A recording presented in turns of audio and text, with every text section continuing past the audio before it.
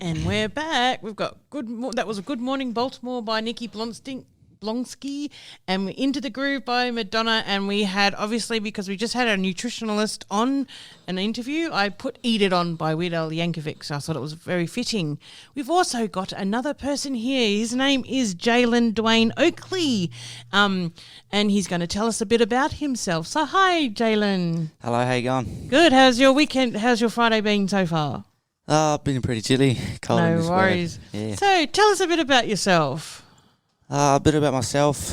I'm a family man, into my culture as I'm Aboriginal Māori. My mum's from New Zealand, Rotorua. My dad's from Perth. He is Aboriginal, and a bit about my story and why I'm doing what I'm doing with my registered business called Whatever It Takes Worldwide. I'm just inspiring people through my journey to, give a bit of hope for others that have been through what I've been through. Yep. Because I've been there, I've done it, and I'm coming out of that. Awesome. Overcoming all the trials and tribulations and obstacles that I've faced over the years, many years since a young age. I lost my dad at 16 years of age, and it's been very difficult to, become the man I need to be and want to be for not only for myself but my kids, my siblings and my family. Yeah, So tell us a bit about Whatever It Takes, so we can understand a bit more about that.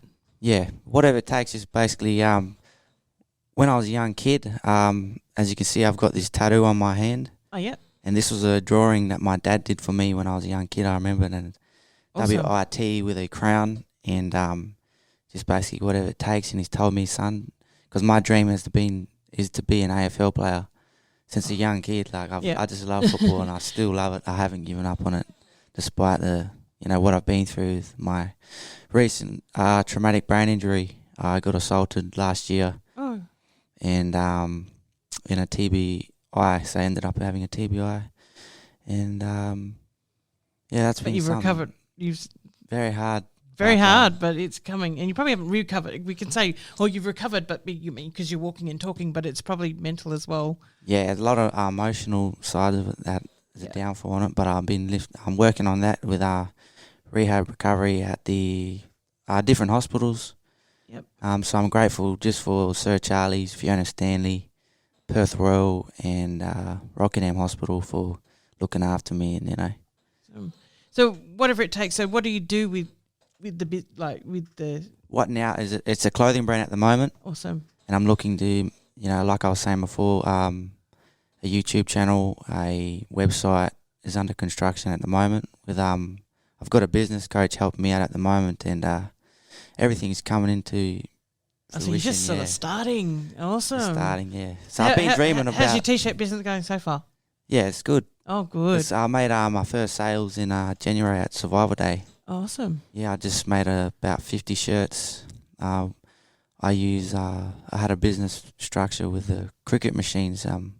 Learn off a few family members with their businesses. Those machines are usually called cry cut, but no, it's called cricket. Yeah, I was confusing. I don't know what to call cricket or cry cut at the start. Yeah, I just say cricket easier. Yeah.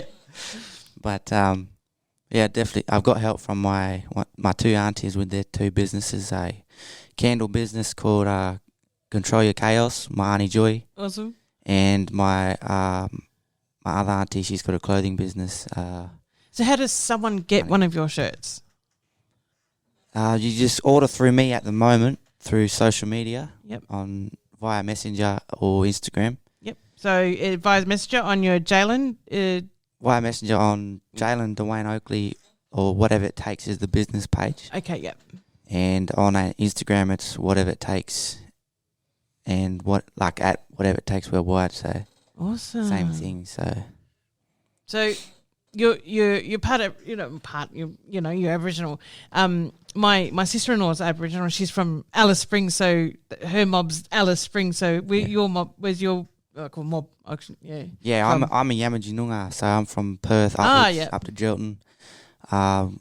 My language groups go from the Wajiri, Wajak, Baladang, Gidja, Mulgana tribes all over WA, like from Perth upwards up to awesome. Carnarvon, inland up to Jigalong. and Halls Creek. So that's where my country is. Yeah. Spread. And you're also from New Zealand. Lovely place. I haven't been there yet, but I'd love to go.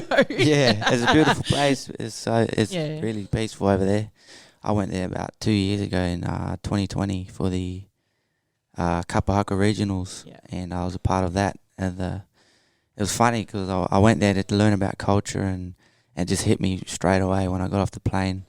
Because I stayed with my grandmother there, and she took me to the practices on the first day as soon as I got off the plane. And my old grandfather, he pointed at me and said, "Get up, you're in. And you got to stand with the elders." And they gave me permission to permission to be part of the elders group. Awesome. To give permission to the youngest group the next day to come through and perform for the actual regionals.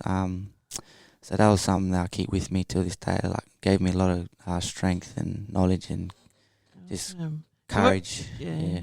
Awesome. So where are you at with the football? Football. As of 2 days ago, I had a phone call with the neurosurgeon. Yeah. After a year ago, he said, I can play football again. Oh. And then but I couldn't play at that moment. Okay. Because my brain was still recovering and everything. But now, 2 days ago, I had an appointment, and they gave me the all clear to get back to football, driving and work. So that must be like a big relief off your shoulders. Like, yeah, a lot of stress. Just, normal. It's all gone. Yeah. It's good to be, I just can't wait. So I should get back out there in about a week or two. Yeah, so have you got like some messages for anyone out there who are going through anything like mental wise? It could be anything, just to keep going and things like that. Yeah, definitely. Mentally, we all go through it. We're all human. We all struggle differently, and but just emotions is a part of us. And if we work on them and we, look for that help and we speak out for that, communicate, because I know what it feels like to be down, depressed, sad, upset, angry at the world, at yourself and others, and it's just no good. It's like a deep, dark pit stuck in the mud, and you feel like nobody's there, and you got to just reach out and get out there, be proactive, productive, and eventually you'll get that help if you ask for it. And I struggled with that over the years, but I've always been motivated, inspired to do better, be better, for not only for myself but my family. Yeah, I see myself as a selfless person, a selfless player on the field too. Like, just you're there for everyone. Yeah, there for everybody. Well, that's the way to be. I just want my family and friends, and when I meet, like, just to be in good spirits. Yeah. I just don't like to be or see anyone down, like, because I know what it feels like. Yeah.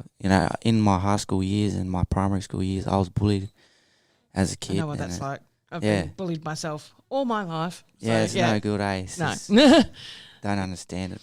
When I was younger, I would ignore it, but you'd think, oh yeah, you're ignoring it, you're stronger, but it's mental game, so it builds up, and so at one point you do get to a point where you're like, oh, is it going to stop? And it gets to you. But as yourself, you've got to look for help and have supportive people around you. And if you don't, look for them. Like if you've got, we've got sort of. There's Lifeline and Beyond Blue, and so if you look at them, you can talk to them. Usually not talk to them if you just want to chat on Messenger. They've got those sorts of avenues. So there's a fair few out there. So exactly. just talk to someone, whether it's your friend or whether it's no one that you know, because sometimes someone not knowing your situation can be better off. Yeah. But so it's just that. So it's whatever it takes. It's what you just have to believe and, you have faith. You can, what I do, I've learned to do is write all my goals down and I get them done. I look at them every day, every night, and I just, put it out into the universe, and then I go out and do it and I be it. Yep. I don't talk. I used to just talk about it, but now I just realised, I can't sit around and complain about it, because nothing's going to change if I'm going to sit there. No. So I've got to get up and make moves. And that's something, I got a lot of life lessons from my dad, to spend 16 years with him. Yeah. He has great knowledge, and he was a good man. Yeah, I lost my dad 2017. So Sorry I had a little longer with my dad, but but I know what you mean. They do give you some good lessons along the way, especially him and my. He gave me a lot of a good tip for driving: treat everyone like idiots on the road. Yeah. So you assume they're going to do the wrong thing, so you're ready for them to actually do the wrong thing. Yeah. Because even when because I didn't learn to drive until I was like 32. So, yeah, I was a little older than everyone else getting their licence just because I lived in Rockingham and we could bus and walk. Yeah. And so I decided not to get it. And so when I started to, I had my now boyfriend at the time, bought me a car, and I was like, oh, okay, now I have to get my license so I can get around. And so it was a matter of Dad was like, just treat everyone like idiots and assume they're going to do the wrong thing, so you will be ready for them to do the wrong thing, and it's come in handy a lot of the times. And I've had one accident which wasn't my fault. Stay ready, won't have to get ready. Yeah, exactly. Yeah. And so you sort of live.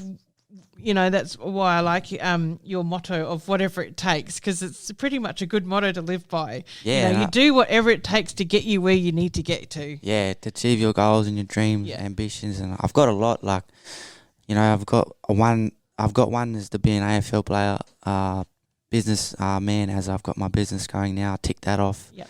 I've ticked off getting back to football, back to driving, back to work so far since my injury. Yeah. And back living with my partner and my daughter, and we've got another daughter on the way. Oh, exciting. So 2 daughters, and they definitely, my daughter now, she keeps me on my feet. She's the biggest they do. Biggest blessing that I have. I've only got a fur baby, but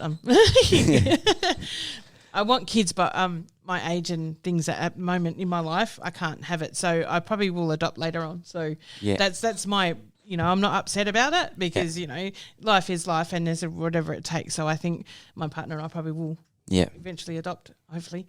But I like my fur baby. She's my fur baby at the moment, and she's a black cat called Salem. So so she keeps me on my toes half the time. Feed her in the morning and stuff like that. So just reiterating, it's at Whatever It Takes. Look it up on Facebook. It's an actual business page, so it's Whatever It Takes Worldwide. I think it. So just look up Whatever It Takes on Facebook and Instagram. And Instagram. And you'll see it come up. And just the usernames or the emails will be Whatever It Takes Worldwide. Okay, awesome. So thank you for coming in. No worries. Do you have any favorite? Do you have any favorite types of music? I'm into a lot of different music. I like my country. I like my, I'm into R&B, Chris Brown, a bit of Tiger. How about we play Disturbia by Rihanna? Disturbia. Oh, I've seen Rihanna and Chris Brown in Burswood Dome about 15, 12 years ago. Yeah. So we're going to thank you for coming in, and don't forget, Whatever It Takes, look it up and get on there because it's a worthy cause, and keep it in run. Thank you very much, Jalen.